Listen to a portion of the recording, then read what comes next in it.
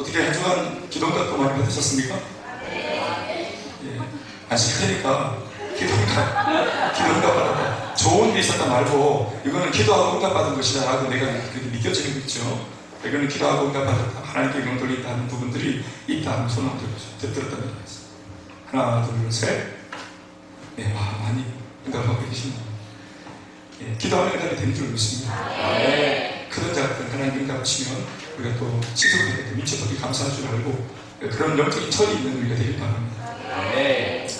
오늘 요한복음 3장 30절 말씀으로 메시지가 된 사람 두 번째 이야기를 함께 말씀을 듣겠습니다.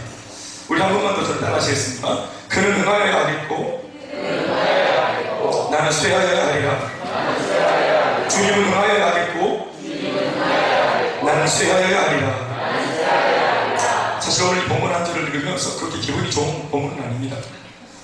또 뭐 이렇게 큰 소리를 할 만큼 또 그렇게 뭐 자신 있는 부분도 아니고 또 입으로 따라하니까 또 따라했지만 이게 또 파우치 이제 입으로 고백하고 난 뒤에 이제 질문한 뒤에 이렇게 묵상해보니까 배라는 고백을 했다 싶기도 하고 또 그렇게 우리 마음에 뭔가 유쾌함을 주는 그런 고백은 아닙니다. 왜냐하면 우리가 쇠해야 된다라고 하는 그런 부분에 우리 눈이 딱 이제 가게 되면 그렇게 이제 우리 그런 어떤 좀 상쾌함이 있는 것 같아요. 고백 속에 있지만 그는 흥하여야 하겠고 나는 쇠하여야 하리라. 이 한 구절의 말씀은 사실 우리도 고백했지만 소화가 되는 우리 말고 이게 소화가 되는 사람이 고백을 했겠죠. 그 주인공은 바로 세례 요한입니다. 이 한 구절의 말씀은 세례 요한의 필생의 꿈이었자 그리고 자신의 비전이었습니다. 자신의 생명을 다 놓고 내 한 생애를 통해서 반드시 주님 앞에서 이루고 싶어 하는 나 자신의 필생의 꿈, 그것이 나는 쇠하여야 하리라 하는 내용이었습니다. 그가 이 땅에서 한 생애를 살며 그 토를 이루고자 몸부림치고 애쓰고 힘쓴 것이 무엇이었는가 하면 바로 오늘 이 한 구절의 말씀, 특별히 내가 이렇게 하겠다 했던 그 뒤에 있는 부분, 나는 쇠하리라 한 영역입니다. 쇠라고 번역된 우리말을 영어 성경 킹 제임스 버전에 있는 말로 바꾸면 이 부분이 디그리스라고 되어 있습니다. 이 말은 감소하다, 또 줄어들다, 또 떨어지다는 그런 뜻이라고 합니다. 이 세상에서 단 한 번뿐인 자신의 생애를 놓고 나 한 번 사는데 내 한 번뿐인 생애를 놓고 내가 이렇게 자리를 고사하고 과연 그누가 쇠하기 위해서 살겠습니까? 이게 자기의 필생의 어떤 숙명 같은 내 과업이다 이렇게 말하고 살기 참 어렵습니다. 이 세상에서 과연 그 어떤 사람이 자신의 힘과 입지가 점점점 살면 살수록 감소되는 것을 목표로 두고 살겠습니까? 살면 살수록 더 나아져야지. 내일에 대한 소망 때문에 오늘 잠시 있어서 이기고 사는 건데 살면 살수록 내가 더 내 입지가 감소되고 내 힘이 더 떨어질 것이고 주목받지 못할 것이다.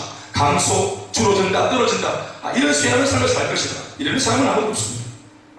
특별히 우리 개인적으로 말해도 이제껏 우리 자신들이 살아오면서 우리가 삶에서 직접 만났던 그 수많은 사람들 가운데 나 자신의 이익이 줄어들고 나 자신의 가치가 떨어지는 것을 위해서 애쓰며 사는 사람 우리는 단 한 번도 잘 본 적이 없습니다. 거의 본 적이 없겠죠.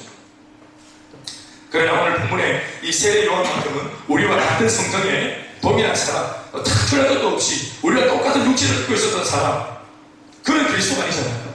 그는 신이 아니잖아요. 그는 영으로 존재했던 사람이 아니라 육체도 우리가 똑같이 존재했던 인물입니다. 이 인물, 이 세례 요한은 자신의 비전이, 꿈이 쇠하고 감소하고 줄어들고 떨어지는 것이라고 말하고 있습니다. 이게 내 비전이라고 말하고 있습니다. 이렇게 성경 수많은 사람들이 이런 말이라고 말하면 우리는 몹시 불편합니다. 나 자신을 포함한 그 어떤 사람도 나는 쇠하여야 하리라. 나는 쇠하여야 하리라. 이렇게 오늘 여기 세례 요한처럼 말하면서 사는 사람들은 한 번도 말하지만 결코 없습니다. 오늘 이 말씀이 더 대단해 보이는 까닭은 쇠하지 않기 위하여 애쓰다가 나 안 쇠하려고 막 애쓰다가 어떤 그 경쟁에서 내가 힘이 부족해서 패배하는 바람에 그 패배한 결과를 놓고 내가 쇠했다. 이런 게 아닙니다. 그래서 경쟁에서 이기려고 하다가 쇠하지 않으려고 애쓰다가 힘이 약한 바람에 당해가지고 쇠해져버렸다. 그래서 망해버렸다. 그래서 줄어들고 감소해버렸다. 그러니까 어차피 망한 김에 이렇게 쇠하는 것이 결국 내 운명이었어. 나는 결국 운명적으로 이렇게 쇠하게 되어 있었어. 이러면서 푸념처럼 말하는 것이 지금 아니라는 거예요. 지금 세례요한은 쇠하고 있지 않습니다. 쇠하지 않습니다. 지금 잘 되고 있습니다. 세례요한에게 사람들이 모이고 또 빈들의 소리를 받고 나오자마자 출생부터 벌써 놀라냈지 않습니까? 그러니까 이 친구가 놀라는 출생을 등에 업고 광야에 들어가서 한 22년 그렇게 돌을 닦다가 나와서 갑자기 회개하는 메시지를 막 전파하니까 그 요단강가 수많은 유대인들이 그렇지 세례요한 드디어 나타났구나. 아니고 모든 사람들이 세례요한 이름을 외치면서 모여들었단 말입니다. 지금 세례요한 인기가 아주 그냥 가득하고 충만하고 사람들의 미목과 주목을 받고 있습니다. 지금 잘 되고 있습니다. 만약 못된 마음을 먹어가지고 이런 사람들을 불러놓고 만약에 돈을 벌려고 마음먹었으면 돈도 좀 벌었을 겁니다. 그런데 지금 자기가 뭔가 나빠지고 세하고 있고 이런 게 아닌데도 본인이 지금 스스로 고백하기를 나는 이렇게 살면 안 되는데, 내가 이렇게 주목받으면 안 되는데, 나는 쇠하기로 결정된 사람인데, 나는 하나님 앞에서 쇠해야 되는데 막 이러면서 쇠할 거라고 자꾸 자기에게 주문을 걸듯이 말하고 있습니다. 세례요한이 고백한 이 말은 지금은 쇠하고 있지 않지만, 지금은 뭐 그냥 잘되고 있지만, 지금부터 나 자신의 앞으로의 전망은 이럴 것이다 라고 아주 미래지향적인 관점에서 자기 인생을 지금 운명을 선포하고 있습니다. 나는 쇠하여야 하리라. 이것은 이런 말입니다. 나는 반드시 앞으로 점점 쇠하게 될 것이고 또 그렇게 되기 위하여 애쓰고 힘쓸 것이다. 뭐 여러분 마음에 안 들어도 들어보세요. 내가 살아가는 중에 흥하고 만약에 증가하고 내가 드러나고 주목받고 인정받는다면, 이런 삶이 열매로 내 삶이 앞으로 나타난다면 그것은 결코 나의 본심이 아니다. 그런 삶은 결코 내가 꿈꿔온 삶이 아니다. 그런 삶을 나도 모르는 사이 내가 추구하고 있고 또 내가 그런 중심에 서 있게 된다면 그런 인생을 산 나는 결단코 인생을 잘못 산 것이다. 그러므로 나는 반드시 쇠하는 삶을 살도록 애쓰고 힘쓸 것이다. 그래서 반드시 내가 오늘 말한 이 목적을 이루는 삶을 살고야 할 것이다. 이것이 내가 이 땅에 존재하는 목적이며 내가 오늘을 죽지 않고 살아가는 내가 이 땅에 존재하는 이유다. 사랑하는 여러분, 뭐 아멘 안 해도 됩니다. 방금 말씀드린 이 내용은 설교자인 제가 이 본문을 묵상하는 중에 깨닫게 된 내용을 사실 짚으신 겁니다. 그러나 성경에 제가 지금 말하는 대로 이런 내용들이 조목조목 다 기록되어 있지 않다고 해서 제가 방금 읽어드린 아마 이 내용이 세례요한이 한 말에서 가장 되게 뭔가 거짓되게 부풀려진 표현으로 저는 좀 생각하지 않습니다. 오히려 이런 표현이 모자랄 상황이라고 생각합니다. 그는 매우 진지합니다. 이 말 그냥 농담을 하는 거 아닙니다. 세례요한은 지금 뭔가 욱하는 마음으로 하는 말도 아닙니다. 주님 앞에 뭐 적선하듯이 말로가 이렇게 백지수에 난발하듯이 책임지지 못할 말만 던져보는 것이 아닙니다. 지금 그는 매우 진지합니다. 이런 퇴하여지는 삶을 사는 것을 두고 자신의 필생의 사명으로 여기고 있음이 분명합니다. 그것은 이 본문 뒤로 더 적혀지고 있는 요한 자신의 사역과 인생의 내용을 계속 여러분들이 주목해서 읽다 보면은 제가 할 말이 뭔지 알게 됩니다. 세례요한은 출생도 한편의 메시지였죠. 출생하면서부터 이미 어머니 성령 충만 만들고 아버지가 성령 충만하게 만들고 존재한다는 것만으로도 자기 주변의 사람들에게 뭔가 영향력을 끼치는 그런 메시지가 되는 사람이었다고 우리는 지난 시간에 말씀을 묵상했습니다. 심지어 자신의 생애 전체도 살아생전의 그 모든 삶도 하나의 굵직한 울림을 가진 이 세례요한은 삶 자체가 메시지였던 사람입니다. 물론 또 다음에 묵상하게 되겠지만 그는 심지어 그 자신의 죽음마저도 메시지로 하나님께 드리면서 당시 주변에 있는 많은 사람들 앞에 죄인들의 마음을 심히 흔들어 놓고 가는 그런 인생을 살게 됩니다. 죽음마저도 메시지가 된 사람. 그런데 오늘 세례요한이 자신의 인생을 두고 나는 쇠하는 인생으로 살 것이라고 마음 놓고 고백할 수 있는 하나의 동기가 있는데 그것은 무엇인가 하면 바로 오늘 본문에 적혀있는 그대로 그는 흥하여 나겠고 라고 하는 이 구절입니다. 한번 따라합시다. 그는 흥하여 나겠고 예수님을 말하는 겁니다. 주님은 흥하여야 한다. 예수님은 흥해야 한다. 이것이 자기가 쇠할 수 있는 기꺼이 시하기로 마음먹을 수 있는 마음 놓고 고백해도 손상이 없고 부족함이 없는 그런 배경이 되어있습니다. 세례요한의 헌신과 헌신을 넘어선 쇠함의 대의명분은 바로 예수님이십니다. 예수님의 흥을 위하여 그는 얼마든지 쇠할 수 있다고 말합니다. 아니 반드시 나 자신이 쇠해져야만 예수님께서 흥할 수 있다고 그는 생각하고 있는 것입니다. 실제로 예수님은 그 당시 세간에 알려진 바 세례요한의 고유한 영역인 줄로만 알았던 이 세례 베푸는 사역을 세례요한이 있던 그 요단강가 근처에서 예수님도 세례 요한처럼 버젓이 진례하고 계셨고, 수많은 사람들은 이제는 세례 요한보다는 오히려 예수님에게 되었습니다. 그러니 세례 요한의 제자들, 세례 요한을 따르는 당시의 제자들이 볼 때 이런 모습이 상도덕이 없는 모습으로 비춰졌을 것이 분명하고, 예수를 딱 보니까 배신한 거죠. 얼마 전까지 우리 소생한테 세례받은 양반이 이 상도덕도 모르고 같은 요한 강가에 올라가 미쳐서 상류에서 또 다른 사람에게 세례 베풀고, 우리 사람들, 우리 고객들 다 데려가고 인기몰이하고, 게다가 세례 요한은 침묵하고 있고 어떤 액션도 취하고 있지 않고, 그러니까 세례 요한을 따르는 제자들은 부통이 터지는 거겠죠. 그러니까 그런 눈으로, 제자들의 눈으로 예수를 보고 자기 스승을 보니까 이 두 사람 다 기가 막힌 사람이다. 그래서 세례 요한한테 아무런 액션이 없는 자기 스승 세례 요한한테 그들이 말을 넣기 시작합니다. 요한복음 오늘 읽지는 않았지만 3장 같은 본문 26절 말씀에 올려주시면 이렇게 고백을 하고 있죠. 그들이 요한에게 가서, 말씀 좀 올려주시겠습니다. 제가 읽겠습니다. 네. 올려주시겠습니까? 뭐 없습니까? 네. 제가 아까 문자 보냈는데, 네.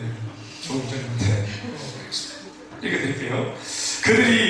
그들 제자들이죠. 요한에게 가서 이르되 라비여, 선생님과 함께 요한강 저편에 있던 이 곧 선생님이 정언하시니가 세례를 베풀매 사람이 다 그에게로 가더이다. 이렇게 말합니다. 사람들이 이제 선생님한테 안 오고 우리한테 안 오고 전부 다 예수한테 다 간다. 가만 보고 있어 그냥 이렇게 말하고 있는 겁니다. 스승이 가만히 있으니까 제자들이 부추기는 겁니다. 자신이 조금이라도 쇠해지는 기미만 보여도 이렇게 반응하는 것이, 오늘 이 세례 요한의 제자들처럼 이렇게 반응하는 것이 그야말로 인지상정이죠. 다른 교회가 막 부흥하고 또 다른 기업이 막 잘 되고 옆에 있는 상가가 더 잘 되고 그러는데 막 이 집에 가자면 가만히 넉넉고 있고 파리만 날리고 있고 어떤 이벤트도 준비하지 않고 다른 계획도 없고 대안도 없고, 그 모습 보면은 자식들이 오라통이 터지겠지. 또 옆에 살고 있는 이 부인이 오라통이 터지겠죠. 그래서 말을 듣는 겁니다. 현실을 직시하라. 세례 요한의 제자들이 한 이 말은 사실 우리가 자주 마음속으로 품고 있는 말이지만 입으로도 자주 내뱉고 있는 말입니다. 지금까지 혼자서 이렇게 묵묵하게 교회 안에서 섬기고 있고 또 사역하고 있는데도 결과론적으로는 내 뒤에 나타난 또 다른 사람, 뭐 새가족이나 어떤 또 뭐 유력해 보이는 어떤 이런 인물들이 사람들한테 박수를 받고 또 목회자에게 인정을 받는 것처럼 보여줄 때 우리가 숱하게 했던 말이 아닙니까? 나보다 더 인기가 있고 사람들이 그 사람의 이름만 거명하고 또 그 사람에게로 관심이 쏠릴 때 우리가 했던 그 불평과 원망의 소리가 바로 이러한 이야기가 아닙니까? 사역은 셀 사역, 뭐 행복 모임, 전도하는 거, 설교하는 거, 이런 사역은 경쟁이 아니라고 그렇게도 마르고 닳도록 배웠음에도 불구하고 옹졸한 내 마음은 금세 남이 잘 되는 걸 보면은 마음이 상하고 삐지고 섭섭해지니, 이런 우리의 모습과 세례 요한의 제자들은 참으로 닮은 꼴이 아닐 수가 없습니다. 그런데 이 말을 들은 세례 요한은 이렇게 대답을 합니다. 제자들이 막 부추기면서 뭔가 흥분시키려고 애를 썼는데 이 말을 딱 들은 세례 요한 그 스승은 다음과 같이 말을 합니다. 27절과 28절 말씀입니다. 읽어드리면 요한이 대답하여 이르되 만일 하늘에서 주신 바가 아니면 사람이 아무것도 받을 수 없느니라. 내가 말한 바 나는 그리스도 아니요 그의 앞에 보내심을 받은 자라도 한 것을 증언할 자는 오히려 너희들이 아니냐. 나는 그리스도가 아니라 내가 주목받으면 안 돼. 그리스도가 주목을 받아야 돼. 나는 그리스도 앞에 잠시 이분을 소개하고 준비하는 보냄받은 사람이야. 나는 이분을 예비하고 보냄받은 선지자에 불과해. 내 사명은 내가 주목받는 게 아니라 사람들의 이목을 물론 내가 먼저 끌지만 이 모든 이목을 내가 딱 받고 있는 다음 이 모든 주목되어진 에너지를 다시 주님께로 돌려드리는 역할을 하는 것이 그게 내가 할 역할이야. 그리고 지금 내가 마음에 먹고 있는 대로 지금 그 일이 잘 진행되고 있는 중이야. 좀 더 이 말이 뭔가 설명을 드리면 수많은 사람들을 나한테 보내시는, 저기 있는 저 예수님 저분한테로 보내시는 사람들이 우리 집에 보이는 저 집에 보이는 이 일을 결정하는 분은 오직 하나님 한 분이라고 하는 말입니다. 그러니 지금 현재 수많은 사람들이 더 이상 내게로 오지 않고 그분께로 가는 이 현상에 원망이나 불평을 할 필요가 없는 까닭은 이 일을 하시는 분이 누구 때문이라고요? 이 일을 하시는 분이 누구 때문입니까? 하나님이시기 때문인 겁니다. 더 나아가 이 일이 하나님으로 말미암은 일인즉 불평한다고 달라지거나 또 원망한다고 뭐 바뀌는 게 있거나 그런 게 없다는 거예요. 혹은 또 다른 술수를 내가 막 이벤트를 쓰고 프로그램을 만들어가지고 어떻게든지 악으로 깡으로 인간적인 방법으로라도 사람들을 나한테 모으려고 사람을 모으려고 한다고 해서 달라질 수 있는 상황이 아니라는 거예요. 이 일을 주도하시는 것이 하나님이라는 거예요. 지금의 이 모든 상황, 하나님께서 그리스도를 중심으로 하시는 일이기 때문에 그리스도가 아닌 우리는 그분 앞에서 겸손하게 뒤로 물러서는 것이 지극히 당연한 것이라고 오늘 요한은 말하고 있는 것입니다. 그의 가치관은 철저하게 이 한 구절의 고백을 통해서 할 수 있는 게 뭐냐, 그 세 요한의 가치관은 철저하게 나 중심이 아니라 하나님 중심 그리고 그리스도 중심이라는 것이 드러난 아주 귀한 대목이 아닐 수 없습니다. 이것이 주님의 일을 하는 사역자들이 가져야 할 사역관이자 신앙관인 줄 믿습니다.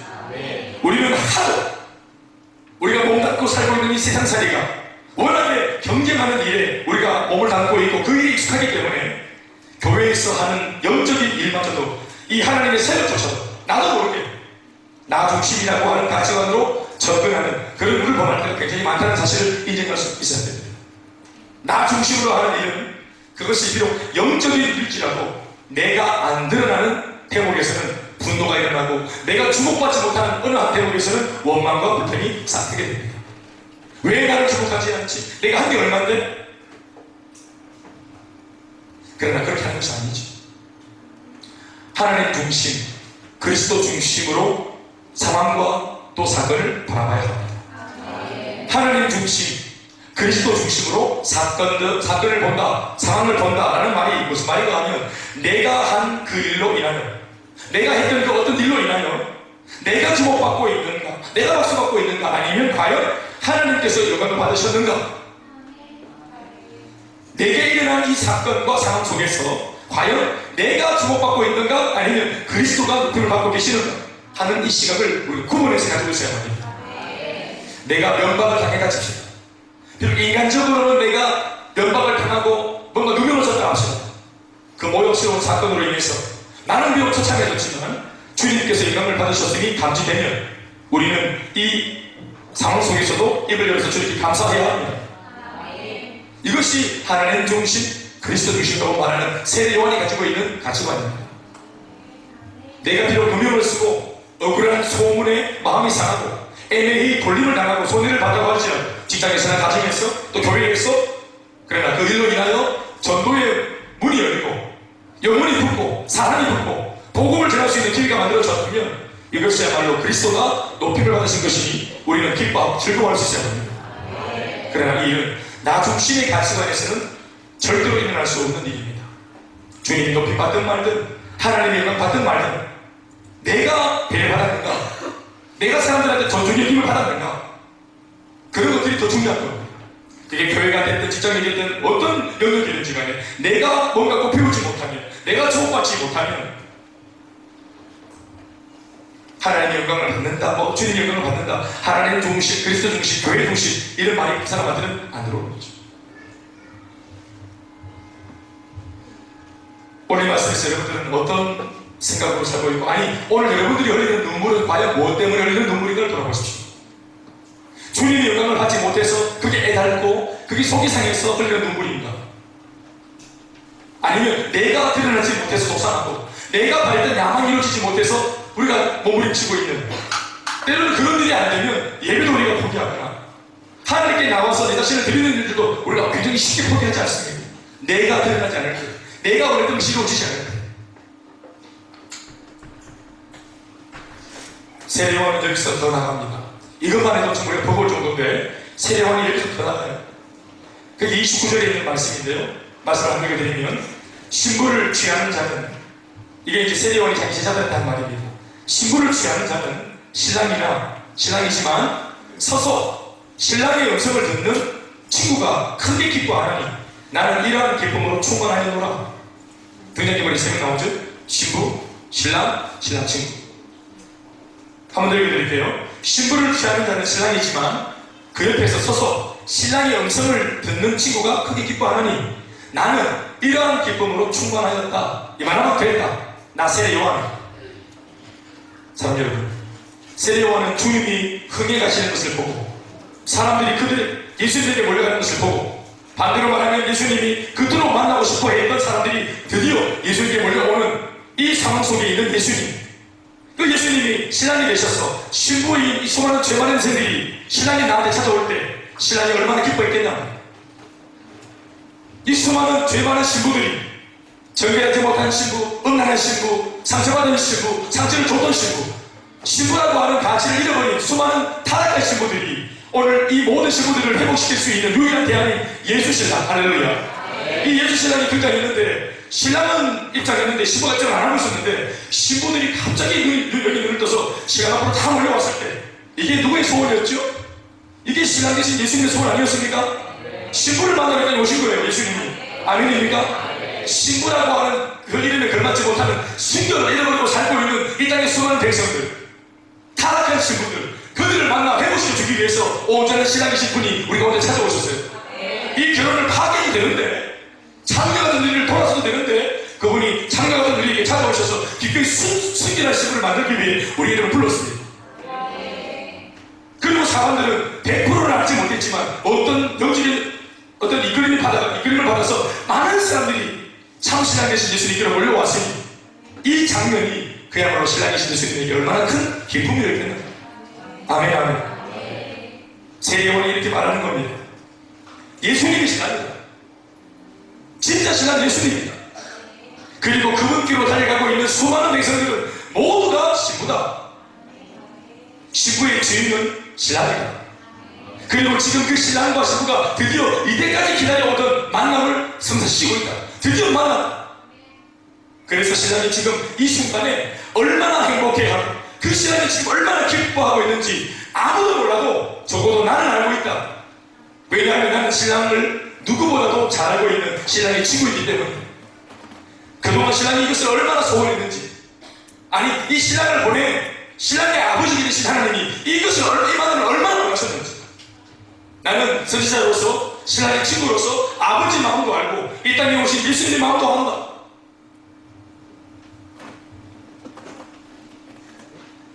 그러면서 그가 전하는 지천한 고백이 무엇인가 하면 지금 이 순간 나는 진짜로 기쁘다. 세례요한 나는 이것만으로 기쁘다.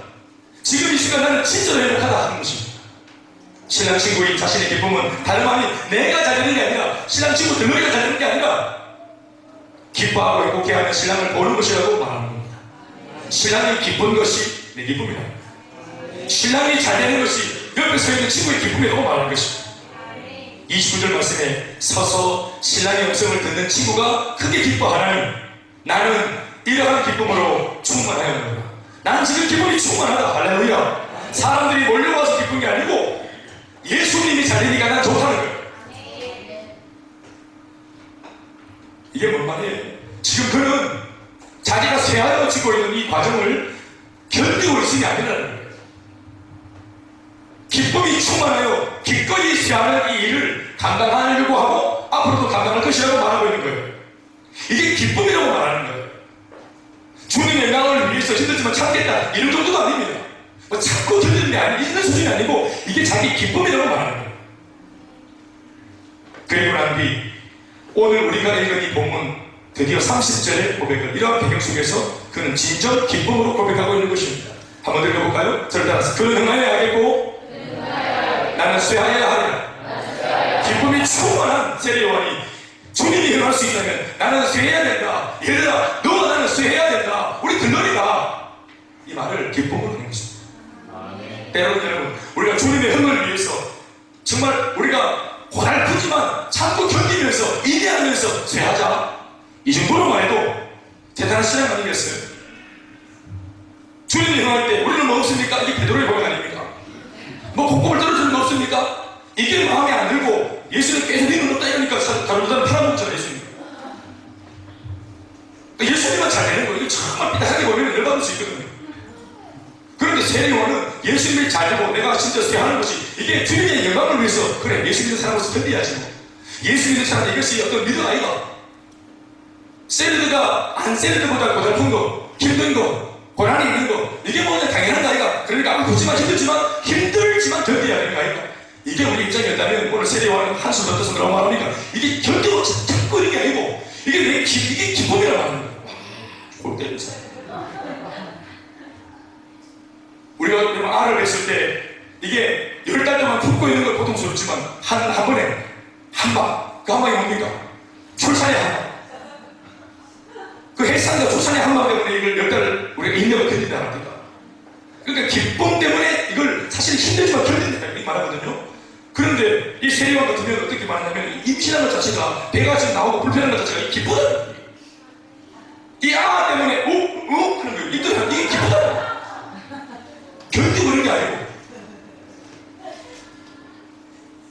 여러분 참 내가 보니까 헌신과 섬김에도 급이 있다는 걸 금방 알 수 있는 거죠. 그리고 여지없이 누구를 탓하고 바라보기 전에 여지없이 말씀이 칼날처럼 나 자신에게 이게 잣대처럼 찾아옵니다. 김 목사, 너 견디고 있나? 그런데 목사니까 견디고 있나? 주님의 영광을 위해서 그 거대한 대명문 때문에 네 비록 힘들지만 지금 고달프지만 참고 인내하고 있나? 이게 인내가. 여러분 우리 집에 마당에 심심해가지고 채원이가 논이 장독됐다고 삽으로 한 삽을 팠더니 다이아몬드가 막 쏟아졌어요.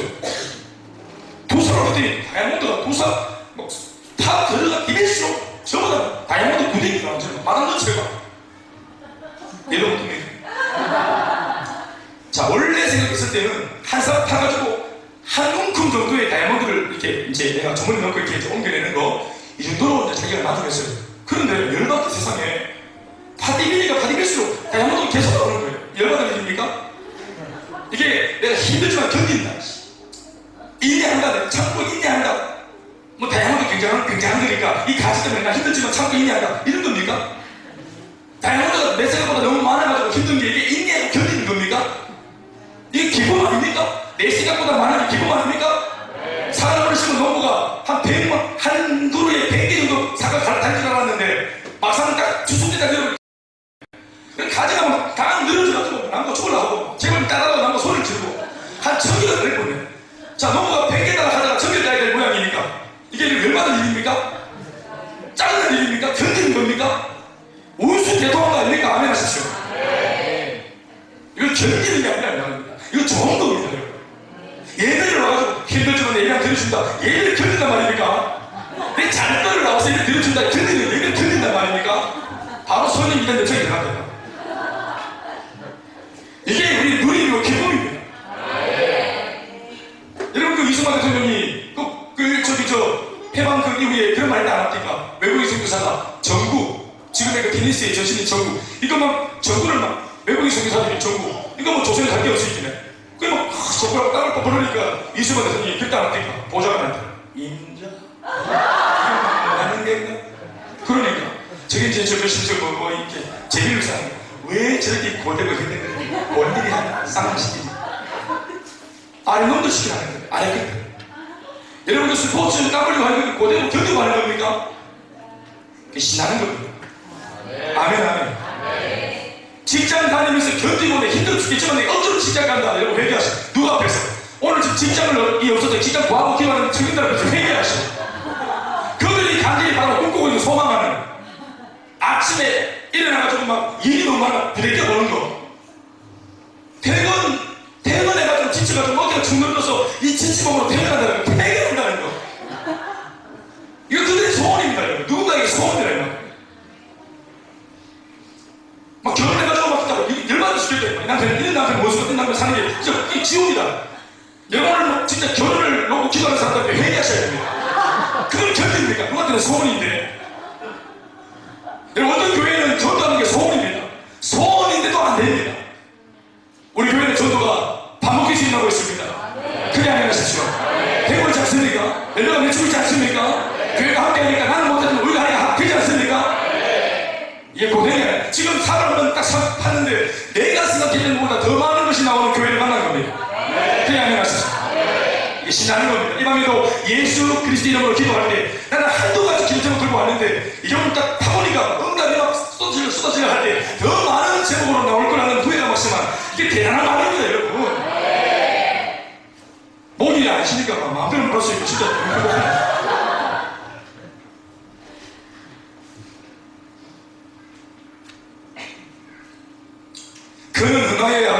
수양이가 이게 진짜 신나는 겁니다. 이게 지금 이게 바뀌었지, 이게 역전되어진 가치관으로 이걸 딱 바라보니까 이게 내가 내 삶의 중심은 세상인데 교회가 나를 좀 귀찮게 하네 가 아니고 이렇게 하면 야 우리 교회 집에서 교회가 너무 멀다 이게 아니고 교회에서 집이 너무 멀다. 이 사고방식 교회 중심의 사고방식, 하나님 중심, 그리스도 중심. 우리 집에서 교회가 너무 멀다, 집 중심이 아니고 교회에서 집이 너무 멀다 아닌가, 좀 땡겨야 되겠나 이 생각. 아멘. 예배가 길가 아니고 야 이렇게 좋은 예배가 이렇게 뭐라야지 하고 정말 불사조 이렇게 세팅이 되어 있네. 목사님 풍성이 준비하셨네. 먹은 게 많네. 오늘 마지막 누룽지까지 국물 부가 막 끓여가지고 맛있게 하네. 할렐루야. 그 풍성한 예배가 아니면 견디는 게 아니고 이게 신나는 걸 알아요. 와 이거 교회를 막 주일을 모이고 또 막 하여튼 날개 퍼져들면서 또 주생이도 모이고 또 금요일날 모이고 이 따지고 우리 예를 들어 김병대 집사님 같은 경우에 내 생각해 볼 때는 교회에 그냥 하루 종일 나오고 싶대 보니까 저는.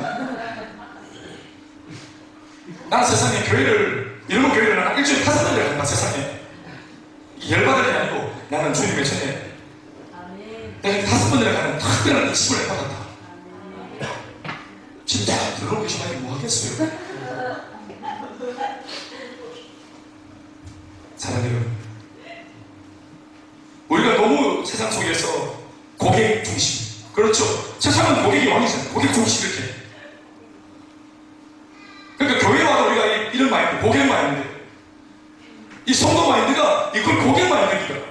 그 와가지고 우리가 막 짜장면 끓여서 짱게 이거 왜 짱게 이렇게 싱겁도 뭐 소고기나 들어가노 품평해 가지고 먹고 난 뒤에 이런 마인드가 늘 있으니 또 항상 우리가 좀 잘 안 되면 또 이렇게 막 이렇게 또 신고하고 또 그 뭐라 뭐 이렇게 하는 것도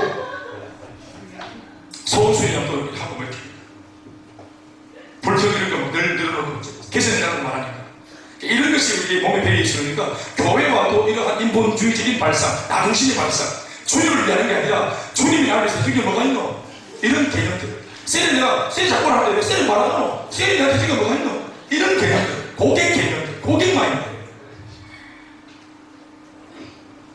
세상이 우리 성도들 다 뱉는 뱉는 세상을 우리가 가서 보아야 되는데 우리가 나라가 뱉기가 더운데